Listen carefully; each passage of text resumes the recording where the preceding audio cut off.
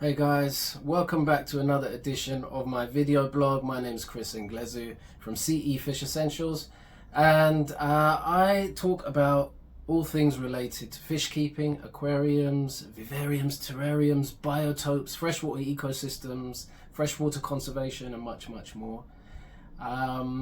Okay, so today I've got another little update for you from the last week or so.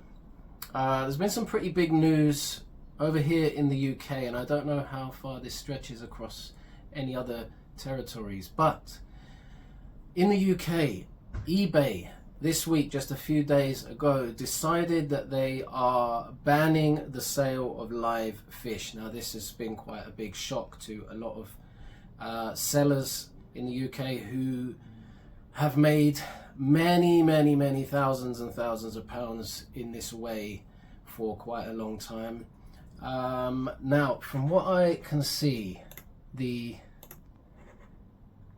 was a statement sent out by eBay to the users who were selling live fishes, and it goes as follows. We are writing to inform you of an important update to our selling policies concerning live animals on eBay that directly impacts your current listings. As part of our commitment to ensuring a safe and responsible marketplace and in compliance with regulatory guidelines, eBay has decided to limit the types of live animals that can be listed and sold on our platform. This change will be implemented 30 days after the receipt of this email, so sometime in March. Although the policy is live on their website now. And we kindly request your cooperation in complying with this new policy. The following insects and animals are allowed, including bees, feeder insects such as crickets, dubia roaches, earthworms and mealworms, ladybugs, hatching eggs, provided that they aren't from migratory birds or endangered species, and the seller provides domestic only shipping. So then it goes on to ask people to review their current listings and remove any that don't comply. Now, the previous policy, quite interestingly, did allow those mentioned species like bees and crickets and ladybugs and so on, and things that were not endangered or threatened species, or anything listed on CITES Appendix 1. And then there were a few things that were allowed, like mice sold as food, live mice, tadpoles, tropical fish, so on and so on, and they have all been removed. Lobsters as well. So yeah, it looks like it's going to stand to impact quite a number of different industries there, or sectors of that industry, possibly the food industry with things like lobsters. Kind of raises a couple of questions. I think for me, I can see a good and a bad. I always have reservations around more and more restrictions coming in, because I do wonder if it's a sign of things to come. Around the world, there is a global agenda in the European Union and elsewhere that to limit or restrict the sale and transportation, import, export of pets, live animals and so on. And I don't know if that's the right thing. So I do question when more and more restrictions come into place. However, on the opposite side, there are a lot of bad practices that go on places like eBay. So there is an ethical argument there. So I can see this being a good thing. I think if you're going to go to the effort to sell animals on a platform like eBay, you may as well set up your own website. It's not that hard nowadays to do. So we'll see. We'll see how it affects the industry. Yeah. So what other thoughts? Yes, that was right. The last really thing about this is that in the past there have been a lot. Any of you who have bought live fish on eBay or anything like that will know that you occasionally get these sellers, and it always feels like a bit of a 50-50, but they will sell fish and then ship them via Royal Mail or something like that, and it all goes wrong. Royal Mail do not permit the shipping of live animals, despite what people may say.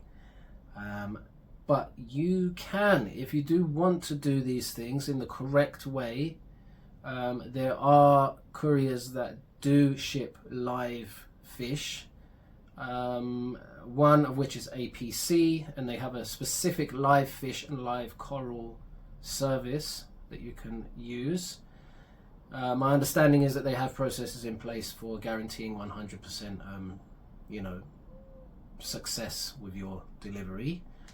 And then there's also another company called DX Express. I'm not too familiar with them, but they also offer this type of service, and I believe those are both sort of DEFRA approved with all the right licenses and so on. So if that's your thing and you do want to set up something like this, or continue doing something but do it in a better way, then I would advise you to go through those couriers and do it the correct way. So it's all good complaining about everything and saying what's bad, but here are some solutions for those of you who would like to keep going and do things in a better way. Anyway, I move on. Another interesting thing that happened this week was I did notice that at Bristol Zoo they've bred a rare pupfish. I believe it is Cyprinodon simus. Now, this is one, quite interestingly, it's found in one lake, one very large lake called Lake Chichancanab. Now, I don't know if that's the right pronunciation, so forgive me. But now, the interesting part about this is this lake is home to 7 different pupfish species. It's situated on the Yucatan Peninsula in Mexico. And yeah, one thing that kind of stood out for this thing was that it's great that it said that this is a species that's believed to be extinct in the wild. There are various pressures on these habitats, including agricultural and urban effluents going into these lakes, this particular lake, and the introduction of invasive predatory fishes like tilapia and so on. Now, that can be devastating for fish types. But yeah, they said this one's presumably extinct in the wild. So I had a little look on the IUCN website on the Red List website, and it seems as though the species is actually listed as near threatened, and that was in a recent assessment in 2018. So that's not as endangered as now, bearing in mind that's actually quite a few years ago now. That's what, 7 years ago. It does not feel like that. And they say that the fish has not been recorded for the last 2 years in surveys. So it may be that the up-to-date situation with this fish is that they've been surveying regularly in this lake and they're not catching that particular species. So it may well be that it's had a near threatened status 7 years ago, and has now gone downhill again. Now, the last assessment they did, threat assessment through IUCN, was in 1996, and this species was listed as endangered. And prior to that, it had been vulnerable and progressively got worse towards endangered. So it may be that in the recent assessment, they've said, okay, well, there's a reasonable amount of the fish there. They're inside not only a Ramsar site, but a protected area, essentially. And the assessment states that between 91 and 100% of the population are within a protected area. Now, that looks good, but it may be that this fish is in more danger than we realize. So it's great that they've managed to breed them. Now, this, to my knowledge, is under the very, very watchful eye of a fantastic guardian of freshwater species in the UK, Mr. Brian Zimmerman. He's currently the Director of Conservation at Bristol Zoo, but previously worked for many, many years in ZSL. I do consider him to be a friend. He's been somebody who steered and supported us in the very, very early days of the conception of the Freshwater Life Project, and continues to offer his support to us when we need it. He's a very busy man, so he's very, very difficult to get hold of. But his plan here is to reproduce these at Bristol Zoo and then combine that captive population with the one at Whipsnade, and ensure that they've got a better diversity of genetics there and a larger population. So it sounds like a good plan. Hopefully they'll be able to maintain them long term, and then if something changes in the habitat, they may well just be able to get them back into the wild, into some kind of conservation project. So congratulations to you guys for doing that. Great work. Right, yeah, so moving on, the final thing I really wanted to talk about from the week was February the 20th, a couple of days ago, was World Aquarium Day. For those of you that did not know that, I didn't remember that the 20th of February was World Aquarium Day, but apparently it is. So my bad for not really picking up on that sooner. But I was trying to think, what do you do for World Aquarium Day? Do you go out and get an aquarium? Maybe. But it brings... Obviously, I want more and more people to experience fish keeping, so that they can understand the preciousness of these species and be as excited and captivated by them as me. But at the same time, I do also know that a large percentage of people that keep fishes do not do the right homework, do not keep them in the right way, and they just become neglected. And so I was thinking, what message do I want to put out for World Aquarium Day 2025? And I said, you know what, for me it's about quality information.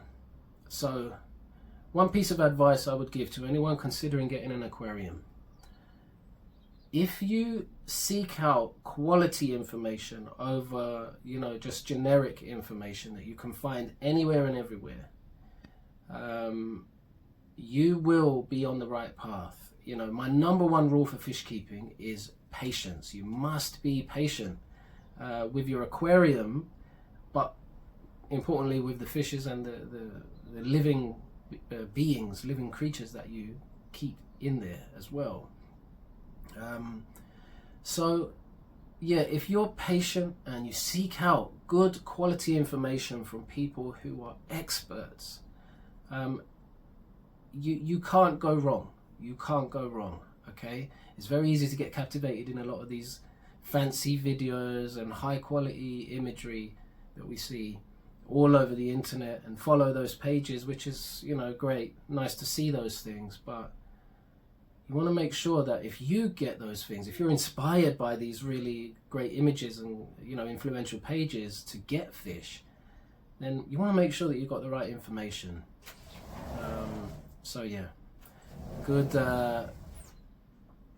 piece of advice in my view is to search for the right information. Okay, you can start in places like my website to learn more about the natural habitats of fish species and so on, or and there are plenty of other amazing resources as well, but start at my website, cefishessentials.com. I have a series of blog articles. My video blog can be found on there as well as here on YouTube. There's also a number of different books relating to biotopes that you can buy, and so much information out there on the real habitats of these fish species, so that you can learn exactly what they need. All right, well, that's it for today. So thanks for joining me. If any of you haven't done so yet, please do click the subscribe button. It really helps me out. And click the little bell if you want to be notified when I put up a new video. All right, thank you for your support, guys.